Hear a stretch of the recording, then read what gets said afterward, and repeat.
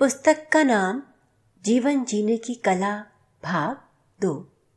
लेखक पंडित श्री राम शर्मा आचार्य।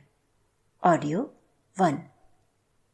अंतःकरण का विकास। व्यक्तित्व की उत्कृष्टता अंतराल के स्तर पर निर्भर। आत्मनिरीक्षण एवं स्वमूल्यांकन आत्मविकास के लिए बहुत उपयोगी होता है। यह विकास धीमी गति से किंतु स्थायी होता है। आत्मविकास वस्तुतः व्यक्ति के अंतःकरण का विकास ही है। मनःशास्त्री अब इस निष्कर्ष पर पहुंचे हैं कि व्यक्तित्व की उत्कृष्टता निकृष्टता का केंद्र बिंदु उसके अंतराल का स्तर ही है। मनः संस्थान की इस सबसे गहरी अंतिम परत को सुपर चेतन कहा गया है। सुपर इसलिए कि इसकी मूल प्रवृत्ति मात्र उत्कृष्टता से ही भरपूर है। उसे यदि अपने वास्तविक स्वरूप में रहने दिया जाए, अवांछनीयताओं के घेरे में जकड़ा न जाए, तो वहां से अनायास ही ऊंचे उठने, ऊंचे बढ़ने की ऐसी प्रेरणाएं उठेंगी जिन्हें आदर्शवादी या उच्च स्तरीय ही देखा जा सकेगा। प्रकारांतर से सुपर चेतन को ईश्वर के समतुल्य ही माना जा सकता है। वेदांत दर्शन में अयम आत्मा ब्रह्म प्रज्ञान ब्रह्म चिदानंदोहम शिवोहम तत्वमसि आदि सूत्रों में जिस आत्मा को परम तत्व परमात्मा माना है, वह परिष्कृत अंतःकरण ही है। उसी को विज्ञान की भाषा में सुपर चेतन कहते हैं। इसी परत को विकसित करने के लिए भक्ति योग का आश्रय लिया जाता है। कर्म योग में शरीर, ज्ञान योग में मस्तिष्क और भक्ति योग में अंतःकरण की साधना की जाती है। अंतःकरण को ब्रह्मा, मना संस्थान को विष्णु और काय कलेवर को रुद्र की उपमा दी गई है। यही तीनों त्रिदेव हैं, जिनके वरदान अभिशाप पर सारी संभावनाएं अवलंबित हैं। मनोवैज्ञानिकों के प्रयास। मनोविज्ञानी मन संस्थान को अत्यधिक महत्व देते हैं और उसे अचेतन से भी कहीं अधिक उच्च स्तरीय मानते हैं। कार्य कौशल से लोक व्यवहार बनता है, बुद्धि वैभव से उपयुक्त निर्णय होते हैं, किंतु अंतःकरण तो समूचे व्यक्तित्व का ही अधिष्ठाता है। उसकी परिष्कृत स्थिति ही सामान्य स्थिति के मनुष्य को महामानव, ऋषि, देवात्मा, देवदूत स्तर तक पहुंचाने में समर्थ होती है। अपने ही भीतर विद्यमान इस देवलोक का महात्म्य आध्यात्म वेत्ता सदा से ही बताते और उसकी अनुकंपा उपलब्ध करा के जीवन लाभ लेने वाले विभिन्न प्रतिपादनों द्वारा समझाते रहे हैं। सिद्धांत और प्रयोग दोनों ही इस प्रयोजन के लिए उन्होंने गढ़े, परखे और प्रचलित किए हैं।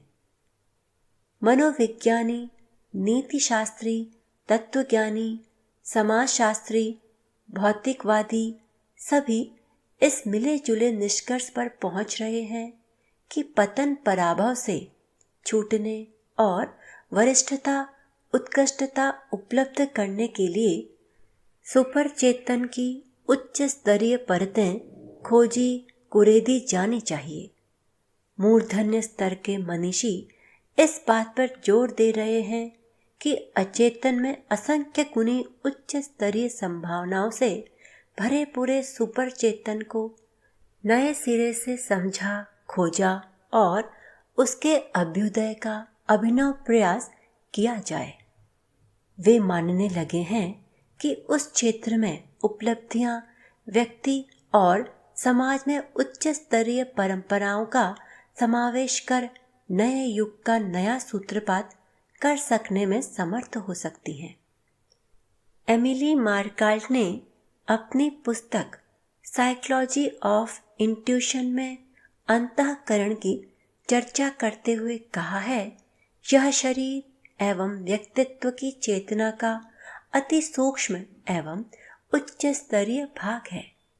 ज्ञानेंद्रियों और तर्क बुद्धि से जो निष्कर्ष निकाले जाते हैं, उनसे भी कहीं अधिक महत्वपूर्ण समाधान उच्च चेतन मन की सहायता से मिल सकता है।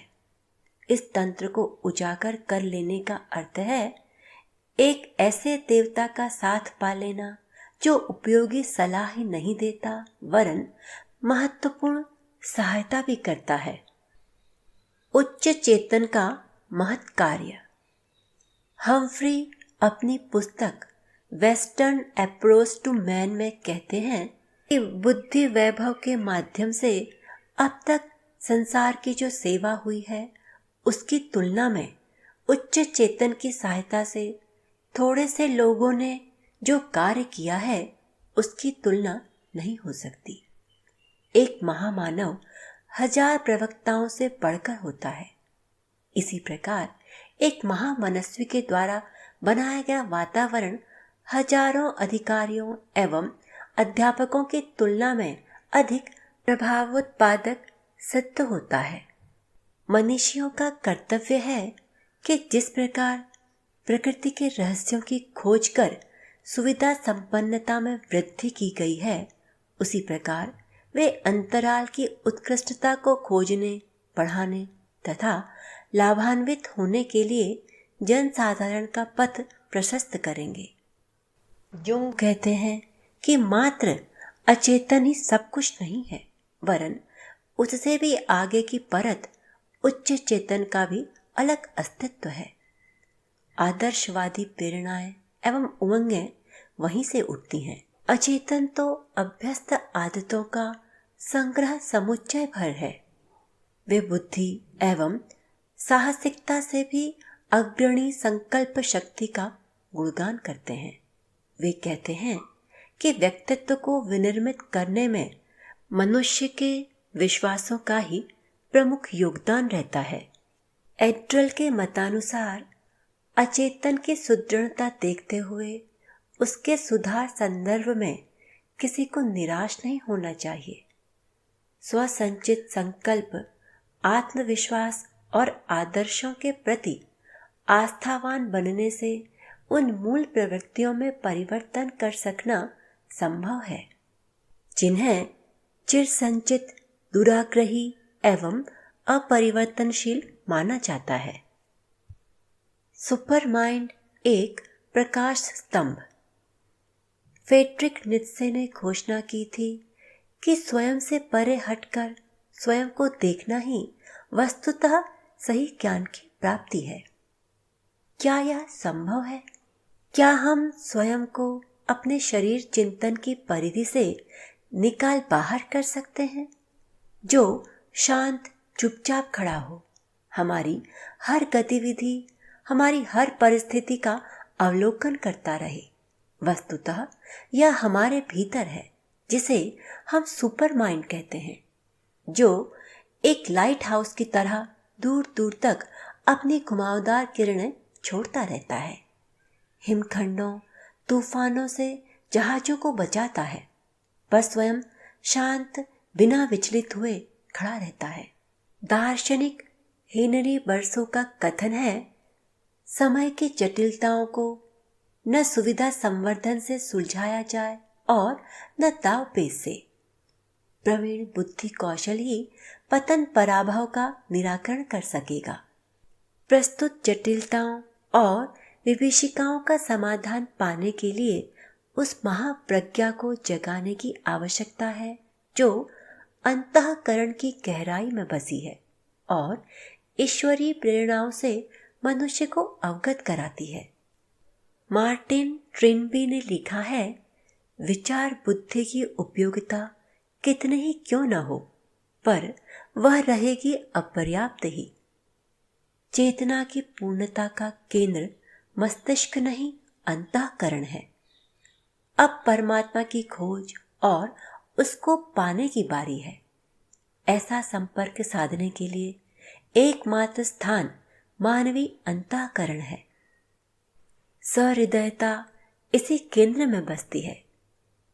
हेनरी गाल्टर ने अपने ग्रंथ evolution of man's place in nature में लिखा है, विकास की दिशा में किए जा रहे प्रयास में एक कड़ी और जोड़नी चाहिए कि मनुष्य के हृदय की विशालता एवं गहराई को भी बढ़ा जाए।